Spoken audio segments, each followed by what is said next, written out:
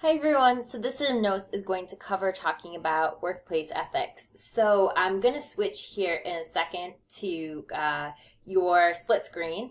And so I'm going to go through and talk about the so now I should be hiding off your screen. I know, it never gets any easier. Always awkward.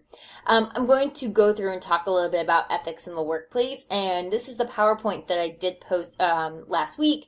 But since this week we are focusing on talking about ethical issues in the workplace, I wanted to make sure I could go through these notes myself with you, so that in case you do have questions.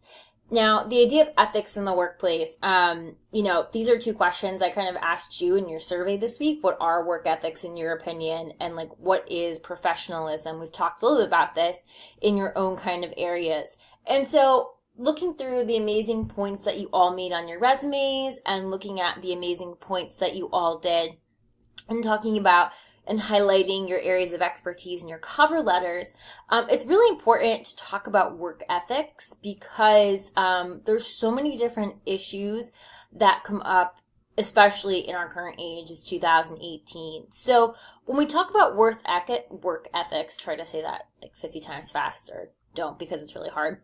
Basically, what we're talking about in general is providing a safe work environment for staff and employees, treating everyone with dignity and respect, providing fair wage for the services rendered, and handling all business transactions with integrity and honesty. So you're probably seeing some keywords here: integrity, honesty, dignity, respect, safe work environments for everyone, for all employees. These are really important to sort of all industries that you're in. And it's really important, I feel, to talk about ethical practices. Ethical practices if you're an employer, ethical practices, what you should expect if you're an employee, and what would happen when different scenarios and situations kind of catch up to you. So in terms of workplace ethics for an employee, it's your job as the employee to show up on time, to, tend to your company, whatever business is, the whole time while you're there. So not be playing on your phone the whole time, or not ignoring or shirking responsibilities. It's treating the company's resources and equipment and products with care. And it's giving respect to the company by working with honesty and integrity. So you can see certainly how some of the parts kind of line up here. And what do professional ethics include? Well, it's the professional manner. It's also personal. It's respect for resources. And it's different guidelines for professional ethics. So we're going to talk a lot about maybe what some of the ethics look like in your own fields that you're working in. So, scoot this up here a little bit. What does professional manner include? And this means being on time, polite, respectable, and dependable. And I know you're thinking well, duh, these are common aspects. But believe it or not, these are where some of the bigger issues lie, especially with respect and dependability in terms of workplace ethics. Now, the word ethics can mean a lot of different things to many people, but ultimately it boils down to that sense of, in society, what's right and what's wrong. You can talk about ethics in a philosophical kind of term. You can talk about it in a business kind of way. You can talk about it within writing context, whatever. It doesn't matter. It's still basically coming down to the sense of what is right versus what is wrong. And within a professional content, it talks about making decisions that really go with that sense of right and wrong, and as well, this is important, with the law. So ethics is a part of decision making at all levels of work and management. It's a really important functional area of business, and it definitely questions whether practices are acceptable. And of course, there's no universally accepted approach for resolving an issue. Thus, this is why we have human resources departments. This is why at many workplaces we have sort of a chain of command, because if you didn't, we almost wouldn't have anyone to sort of fall in line and kind of take care of this business. So to talk a little bit more, looking at ethics and talking about these values and figuring out what's right and wrong, it also compromises a lot of organizational principles and values and norms that may come from certain people, or statements that were made, or from the legal system that help guide people. And sometimes what's really hard when talking about what's ethically right and wrong is that people don't consider that, time changes, things advance, technology advances, people change. So that's another big area that takes into context. And a lot of ethical decisions occur when the accepted rules no longer serve. And decision makers have to kind of weigh those values, and thus they play a pretty critical role in making ethical decisions. Now, when we talk about morals, not to get too philosophical here, but we're going to use some of these words interchangeably. We're talking about a person's very personal philosophies about what's right and wrong. So they can be personal and singular. When we talk about someone's principles, that's very specific and sort of persuasive boundaries for behavior that really shouldn't be violated. We talk about human rights and freedom of speech and justice. Those kind of fall into those sort of principles. We talk about values, which is really enduring beliefs and ideals that are kind of socially enforced, and, family values or teamwork, that type of thing. Trust, integrity kind of fall into those lines a little bit more.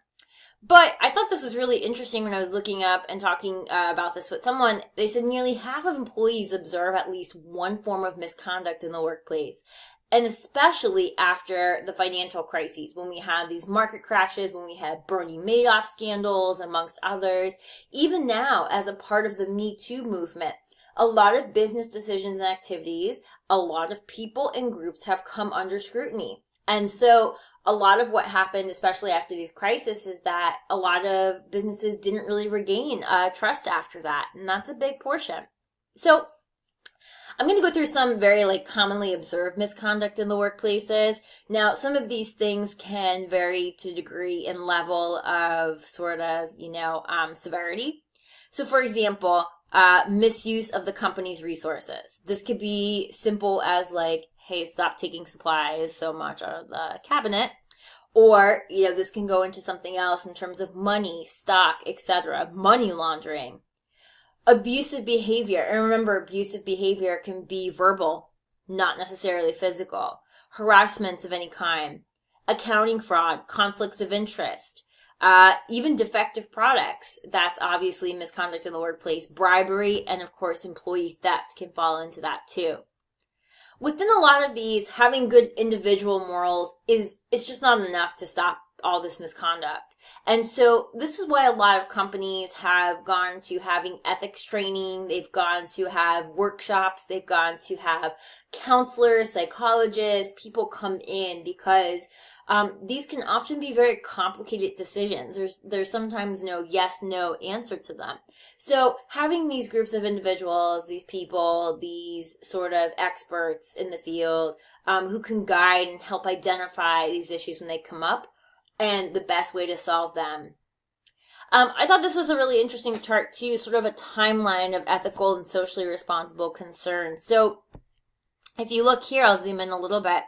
For example, in the 1960s, and you can just see just kind of how we've changed a little bit. And this is not everything, certainly. This is just kind of an outline. And I thought it was interesting to find. Environmental issues were a really big part. And this played a lot of factor into our society, and it played a lot of factors into the professional world. We were certainly and still are dealing with civil rights issues, a lot of increased employee and employer tension. Obviously, changing work ethics and rising drug use contribute to some of these. So in the 70s, you had employee militancy, meaning how well are people actually observing the rules and are they actually staying in your job? Once again, human rights issues still big and important today. But in the 70s, you can remember, of course, with some political scandals as well as some other big scandals, Hollywood scandals, a lot of what we focused on doing was covering up rather than correcting different issues. And of course, this disadvantaged consumers. And all lying beyond that, we created a lot of transparency issues. So people just didn't believe you. And that can still absolutely come into play today. The 80s were filled in the professional world with dealing with the issues of bribes and illegal contracting. This influenced peddling, a lot of deceptive advertising. So don't forget, misconduct can be misrepresenting people, groups, products, things, a service. And this caused a lot of financial fraud. Come to the 90s, a really important ethical issue that we still talk about, and maybe some of you are going to want to investigate more, is the rise of sweatshops and unsafe working conditions. Not only just in third world countries, but even here in the United States. Is it ethical what we're doing for the lines of fashion? A lot of rising corporate liability for personal damages. So cigarette companies, for example, come into here. A lot of financial mismanagement and fraud, and a lot of organizational misconduct. And as the 2000s come to me, we're advancing so much in technology, we're dealing a lot more with cybercrime. Thus, this leads to a much greater risk of financial misconduct by a lot of people. We're also dealing with more global issues, product safety, how much are we outsourcing? This big issue of sustainability has come back, and of course, intellectual property theft, because you are dealing with more things that are online or technology based, and those are easy to sort of steal. So you can also think of a lot of other parts that come up, and I'll zoom out here for a second. But commitment comes from employees who are invested in the organization. They want to make a sacrifice for that. So the more that you have company dedication to ethics, the greater the employee dedication.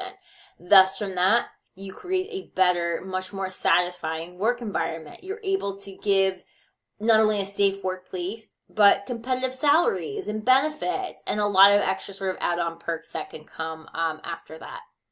Now, investors are increasingly interested in how a company has sort of their reputation come about, and they recognize how. So they know how the ethical culture really provides a foundation for how efficient and productive and profitable you can be. Because if you have negative publicity, if you have lawsuits, and if you have fines, well, that company, that place, whatever else, even your own business, that is not going to be viable in the long run. You will not succeed. And no one is going to invest in something that's not going to succeed. You're going to gain investors' trust and confidence. That's really important to sustaining financial stability. And of course, customer satisfaction. This is a huge part in a successful business strategy. So companies that are seen to be socially responsible, well, that increases customer trust. You're more satisfied with your products. This is really big in terms of building loyalty in a brand. You know I'm more apt to buy, and I'll talk about this as an example. I love the company Patagonia. Their products tend to be a little bit more expensive than the average day sort of outerwear product. However, they have lifetime guarantees. They are very transparent about where their clothing is made. They're very transparent about how the working conditions are for all of their employees. So that's just one small example, and I'll go into that more. But that's a big part in building that trust for long-term customer relationships. Of course, a strong organizational ethical climate has your customers' interests at first. And then you build a strong competitive position. And this is such a key word, which is innovation today, that we're really big on. So companies need profits because you have to meet your responsibilities, and thus you have to, meet your own demands and pay your employees and just keep running. So a lot of corporate concern for ethical conduct is being integrated with strategic planning. And so ethics has moved from this being a very compliant standard, meaning like, oh, sure, I'll just log on and take this survey on ethics, or I'll log on and take this exam because I have to, meaning that now it's becoming a part of the conversation every day at the workplace, because truly employers of all different levels know what a competitive advantage it gives you in that respect. So I'm going to flip back to our side screen here. Here I am for you. And I'll go full screen. So I just want you to think about these a little bit more, and I want you to think about in some of our research projects what we're going to be looking at. I know that ethics is a big part of any sort of field that you're working, and some of you are in the English field, some of you are in the business field, some of you are in art and design. No matter what it might be, we will look into ethics in publishing, in writing. We will look into ethics in design, into photojournalism and journalism in general. We will look at business and marketing, advertising, and a lot of different spheres that I absolutely know that you're going to want to kind of investigate a little bit more. So stay tuned for the other set of notes, and then we'll look at those.